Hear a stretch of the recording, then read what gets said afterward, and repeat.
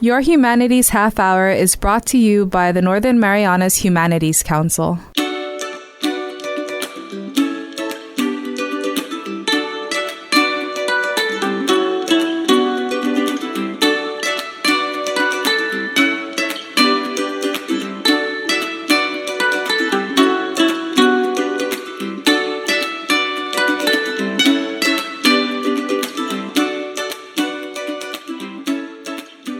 Hapaday Tantiro, welcome to Your Humanities Half Hour. I'm Catherine Perry, and today we're talking parent leadership. Specifically, we're chatting with a few parent leaders nominated by schools and recognized by the Division of Youth Services for being positive examples.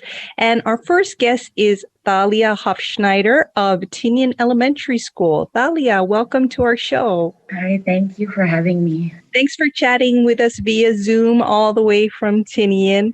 How does it feel to be named a parent leader this year? Well, it's an honor to be, recognized by the school, and just to be nominated, it was really flattering. But being named a parent leader it gives me the confidence to want to do more for my children and for their school.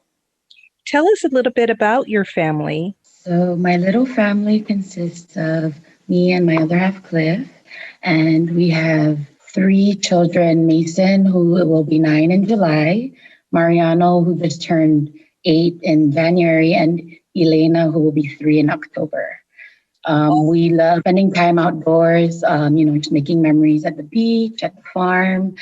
My boys, they're already of age to follow their dad out on the boat, so they enjoy fishing and learning how to fish.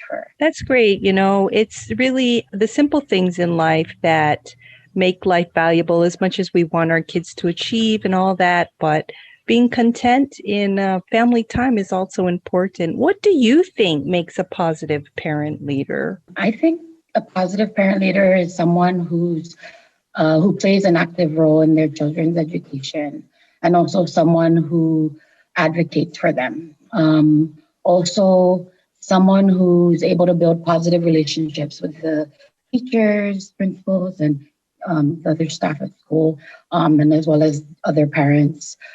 Because a positive parent leader, you want other parents to look up to you, and also, if anything, seek support from you if they ever do need assistance. You used an important word, advocacy. In what ways do you feel you're an advocate for your children? So I feel like our children need, someone that can advocate on their behalf or for them. If I could ask, what are your immediate goals you feel as a parent in helping your child grow? And what are your long-term goals that you hope to develop or to see blossom in their life when they eventually become adults? So, for now, while we're both, still learning, like I'm still learning as a parent, my goal is just to make them happy, give them the best childhood that I can, and just being present at school, at home, during the weekends, just doing more activities. Well, I really want to thank you, Thalia, for sharing a little bit with us today. Is there anything you want to add that maybe I didn't ask about? Any words of encouragement or anything like that? I know we are, in this tough time right now with online learning. So we just have to all, we're on this together, teachers, parents, students. We just have to show each other the support, so that way we can all get through this. Well, we've been chatting with Thalia Hof Schneider. She's a parent leader nominated by Tinian Elementary School. Thalia, thank you for your time, and I wish you and your kids all the best the rest of this school year. Thank you. Our next guest is Marvin Buston. He is a parent at Green Meadows School. Marvin, thank you for joining us today and sharing a little bit about your family and your life. Oh, thank you. It's my pleasure. So how did you feel when you found out that you were being recognized as a positive parent leader in our community? Well, I'm very thankful with Green Meadows School for having me nominated. I must say it's kind of humbling and at the same time an inspiration for me to continue being active and supportive with the school. And I know, and I believe that, being active in the school will somehow have a good impact and also inspire my children to be good students. So I'm really happy and thankful for the school for nominating me. So you have two children there at Green Meadows? Yes, I have two children. One is attending K4 and another is attending K3. What kind of parent do you aspire to be with your children at school? What qualities do you think make a positive parent leader? Oh, I think it's my wanting to be good at school, always to participate. I want to show them that their dad is active in school in all the activities, and in somehow I would like to inspire them and have that kind of attitude to be proactive, to be active in whatever I do or whatever they wish. And one thing is commitment. I want to show them that their dad has commitment. So in the same way, they should be committed with their studies too. Sometimes it can be a real challenge to balance work and our commitments at home with making time to go the extra mile for our children in school. How do you balance all of your responsibilities? That's a matter of scheduling, knowing the priorities. And like for me, I'm working Monday to Saturday, so I only have a day off during the week. But I am really fortunate that, someone is working from the behind. I have my wife. So it's a matter of, scheduling. If I can't make it because of some commitment at work, I make sure that my wife is, handling the other matters. So it's a matter of having a good calendar at your house. Like every time you wake up, you have to check, oh, what's my schedule for today? So you won't miss anything. And it's kind of hard because, again, it's a balance of work and the school of my children. But it's kind of fulfilling too that while I am completing my work of giving my family food to eat on the table, I am still be able to also to participate with my kids' activities at school. What do you hope your children are learning from your involvement so much in their lives? What kind of example or qualities are you hoping that they pick up from you? Well, I am hoping that my kids will have that love for learning. I'm hoping that my kids, even though they are 3 years old, 5 years old, they will have in their heart the core values of willingness to learn. Loving learning and understanding that education will be a good foundation for their future. I think if they get that, kind of love for learning, I would be the happiest father and the happiest parent. Now, your kids are pretty young. They're only 3 and 4 years old, but are there any important lessons you've learned so far as a parent that you'd be willing to share with us? Yeah, with my 5-year experience as a parent, I have learned that parenthood is a selfless commitment, but it's really fulfilling. For me, being a parent is a lifelong commitment and an achievement at the same time. As my children are growing, there's a lot of surprises being unfolded to me as a parent. And the most important lesson would then how to stay committed as a person. Really, parenthood is the best example of commitment. Even though I'm not feeling well, like in the morning, there are times that when you wake up, your body is telling you, hey, you need to stay at the house, stop working, you need to relax. But there's a part of me saying, hey, you're a dad. You can't be sick. You cannot be absent from work because you need to bring your children to school today. That's one good thing. I have no excuse because if I want to skip work, then my children need to be absent from school. So even though how sick I am, I need to wake up and bring them to school and for sure won't be late. So, I think I have learned a lot when I was a student studying, but I think the best learnings in life that I am knowing right now has started when I got our firstborn. What are your hopes with your life for your children? What is it you would like them to become? What is your goal for them? Yeah, I could only hope for all the best in life for my children. Of course, number one would always be hope for them to know God and follow His commandments.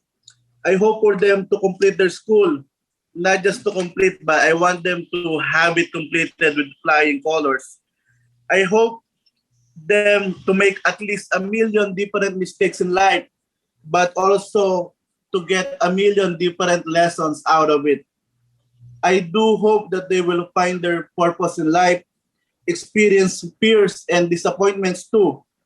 But I would love them to have it in an enjoyable manner, be happy, and take one step at a time. Me and my wife hope to be with them throughout their journey. We would do our best to give them the very foundation that they need. Invest time, money, love, and effort on it. But my hope is for them to nourish it and become good citizens in the future. In short, I only hope a good future for them. Parenting is probably the most difficult job in the world, and it doesn't come with a handbook. And most of us don't actually receive training on how to be good parents. What words of encouragement can you offer other parents out there? I agree. Like parenthood is like learning on a daily basis. Like most of the times I have to strike my head when I make bad decisions. And I think that's all about parenting. That there's no perfect formula to be a good parent. But to all the parents out there, I would like to appeal that we fulfill our commitments to our children. Parenthood is a life sentence. At the same time, the best blessing any couple could ever wish for. Let's all be reminded, all of us are children, but not all are parents. So it's kind of good, best blessings from God to be a parent. By raising our kids properly and with commitment, we will have the ideal community in the future. And would like to emphasize, we are not on this alone. We have our parents, whom we can ask for experience, the schools, we have the community leaders, we have DYS, for example, we have the church, we have other relatives and friends. All we need to do is to ask for help. It's like, a support system. But let's try to be our best to be a parent leader in our own humble way. Finally, at night, let's pray for God to give us the strength to carry out this commitment. All parents would love to see a bright future for their kids. Like me, if my kids are only 3 years old, 5 years old, but I'm thinking of their future already. A good and responsible parenthood is the foundation for that future. Coming from the construction industry, it's my always example is a good house. If you want a good house, you must start with a good foundation. No matter how much you spend on your very beautiful house, if there's no good foundation, it will collapse. So same thing with our children. No matter how young they are, no matter like 1 year old, 2 year old, let's start giving them the foundation that they need by a good parenting.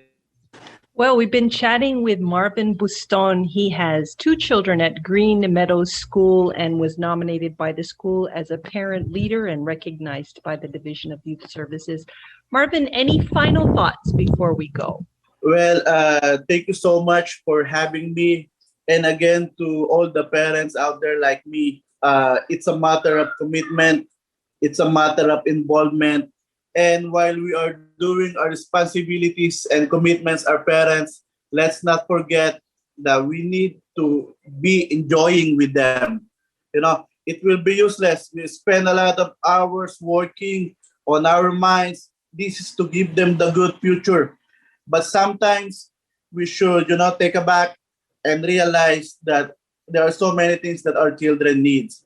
Not only the money that we give to the table, the food that we give to the table, but most especially our time. So we invest on our kids, and while we're doing our responsibilities, let's enjoy it. So our kids will have, a good youthful experience. Thank you so much for having me today. Thank you, Marvin. And we'll be back with more after this break. Hafaday, Tito, and greetings from the Northern Marianas Humanities Council. This is Board Chairman Isa Ariola. We are so pleased to be celebrating our 30th anniversary this year with you. Our mission remains to navigate and explore the human experiences of the indigenous and diverse peoples of the Commonwealth by enriching their lives through research, dialogue, programs, and publications. If you have not yet participated in any of our council activities, make this your year. We look forward to welcoming you into our humanities family as we navigate the human experience together. Welcome back to your Humanities Half Hour. In this half of the show, we thought we'd do something a little bit different because we know life happens and things change. So we're chatting in this half of the show with a parent leader from 3 years ago to see how things have changed, if anything has changed in her parent leadership over the last 3 years. Congratulations, actually, to one of the 2018 parent leaders, Celina Romolor-Route. Celina, thanks for sharing with us today. Thank you. So at the time you were announced as one of the parent leaders, what do you feel you were doing right at the time that may have attributed to you being selected? I think one thing that I was doing right as a parent and to all the parents is just being a parent to your children. That's the first thing, our response to our children. And I just want to share that parenting is a daunting task for parents. So I try to balance work, family, and I try to involve my partner, my husband, to do co-parenting with me for our children growing up. And we are a very like any other parents are out there that just want to be the best to their children. So we look at our children, and we try to support them, guide them in every step that a parent is needed to hold their hands, step by step on the way. In your family and in your culture, what are the important qualities of being a positive parent leader? I think one for me, in our culture, traditionally, it's always the mother that do that parenting because the fathers are out there fishing and, farming. But for me, growing up and being married now, I really want to involve the father to be part of the parenting, because one is never enough. I believe that co-parenting a child, it will give us that balance of, tough love or discipline. Because even me, I have my own weaknesses. And when I cannot face the challenges, I turn back to my husband and I said, it's your turn. What is the solution here? We need to figure it out as both parents. So looking at the family values, you build that trust within your family. I think that's one important thing, to trust, build that trust relationship with your children, and listen to them, listen to their needs. It's like you're holding their hands, walking them through one step at a time, whether it's their social needs, emotional needs, academic needs, school need environment. And just to let you know, to tell you the truth, our oldest daughter now is almost 25 years old, and our second daughter is gonna turn 23 years old.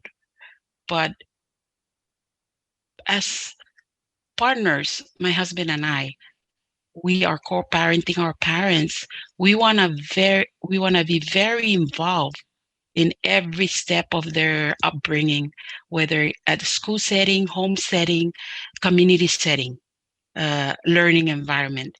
So bringing me back 25 years later, my daughter is almost 25. As soon as she was growing up, 3 years old, we want to have the best head start for her. Me and my husband have to join the Father Read, Mother Read program just to bring reading activities to our kids early on, early literacy. My husband joined the class. I joined the class.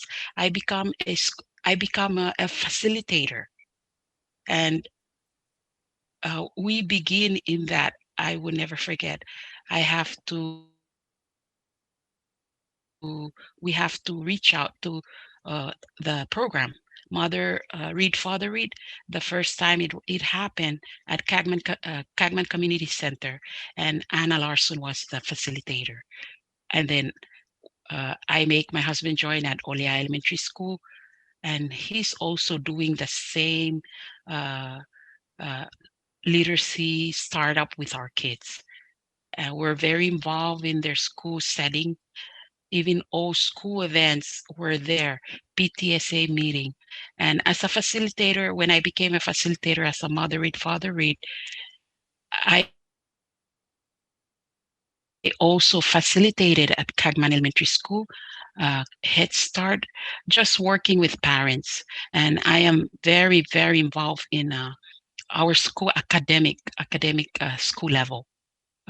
Same thing. If I cannot do it, I have to tap on my husband. It helped me out here because we are both full-time working parents, and we have to have that balance of support as parents to continue to be there for our children. When I first reached out to you for this interview, you weren't even sure that I was legitimate because you were so busy with other things happening in your life back in 2018 at the time the awards came out that you never even realized you had actually been selected, which is so indicative of how life happens. And, parenting has to roll with all of those changes. How do you feel your parenting has evolved since back then when your daughter was in third grade and your older kids were a little bit younger? What things have changed as they've gotten older, and what things do you think may have stayed the same? I think what has changed, the evolving parenting continue to evolve every single day. So one thing that I continue to co-parenting with my spouse, my husband, is to continue to share that responsibility in parenting our children. And looking back 3 years ago, there's so many things happening. There's challenges out there. We went through Super Typhoon U2 and now the pandemic. Things are changing, like adjusting to the expectation of the school, online learning. How can we become very involved as well? And, we get a lot of updates with the school through our emails, through our phone messages, and we continue to be very involved.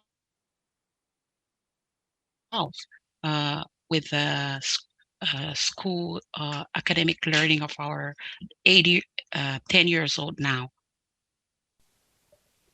It sounds like you and your spouse have a very good partnership, and it's quite clear why you were selected as one of the DYS parent leaders. But have there been any lessons learned the hard way, maybe? In other words, are you human? Are there any mistakes that you've learned from along the way that other parents might benefit from? Yes, lesson learned as a parenting for both me and my spouse is that we're human. We also make mistakes. Our older children, our oldest one, is always a handful, and we have bumps, road bumps. We have to come into that agreement as parent. We have to compromise with our parenting. Like I said, there's always that tough love to your children, but yet you have to also have that other side of the hand, the discipline to show them, okay, this is a positive way, this is a negative way, and come to consensus. So that our child can realize where we're coming from as parents. Yeah. So many other decisions in the families, it takes compromise and working together with your partner. Do you still have goals that you would like your children to achieve as they grow up? And even though a couple of them are already in their 20s, and what are your goals as you parent your children that you keep in mind? As other parents, we just want, all parents always want what's best for their children. And that's one thing that we look forward to into their adulthood, into their life. Parenting continue.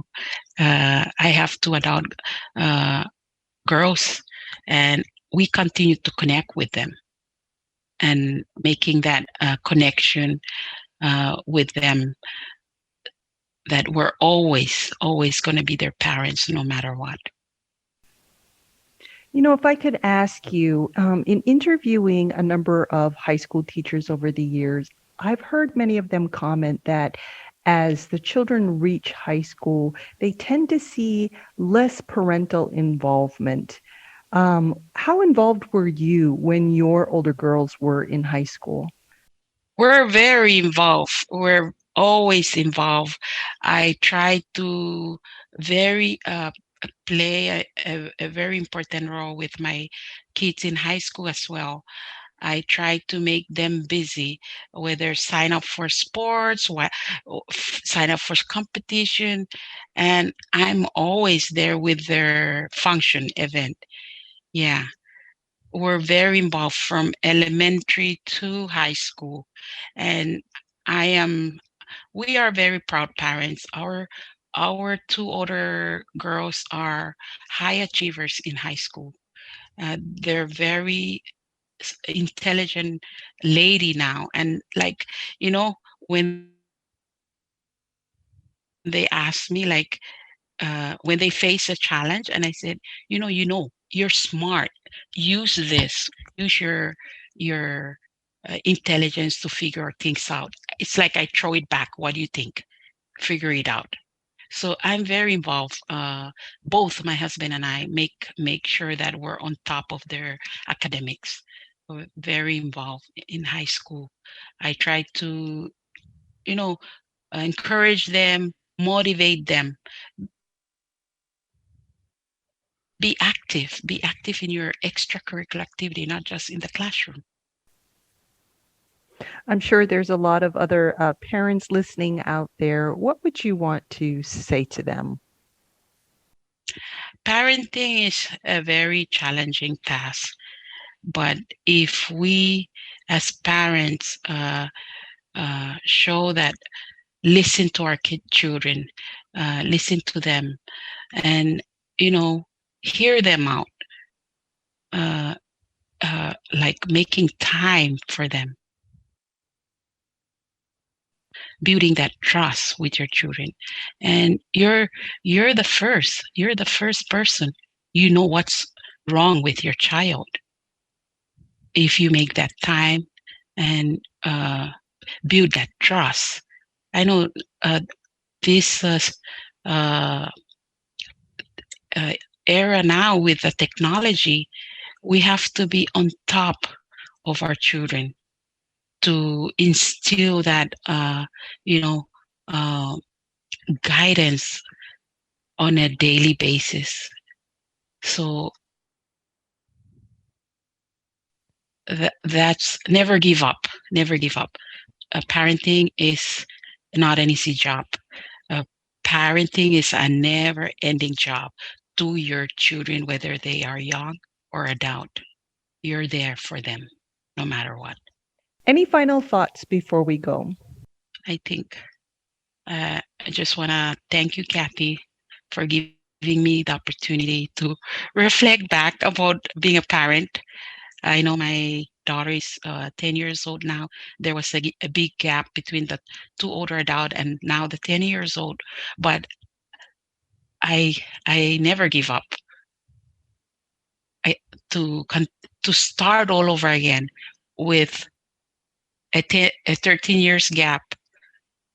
I said I'm done, but there's a 10-year a new child, like additional child that came after 13 years gap. So we have to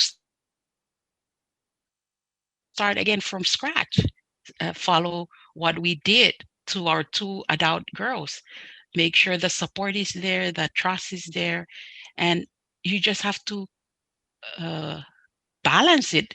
There's tough love, there's that discipline. And I know my adult daughter on FB, sometimes she posts things about parents and I laugh at myself. I said, I did it. Well, at least you still have that connection and that strong relationship where you can laugh about what she posts. Well, thank you so much. We've been chatting today with Celina Romolor-Route, a 2018 parent leader, talking about how parenting has changed in her life and the lessons she's learned along the way. Celina, thank you so much for sharing. Okay, thank you. This has been your Humanities Half Hour. I'm Catherine Perry. This program was supported by a We the People grant awarded to the Northern Marianas Humanities Council from the National Endowment for the Humanities. Any views, findings, conclusions, or recommendations expressed in this program are those of the participants and do not necessarily represent those of the National Endowment for the Humanities or the Northern Marianas Humanities Council.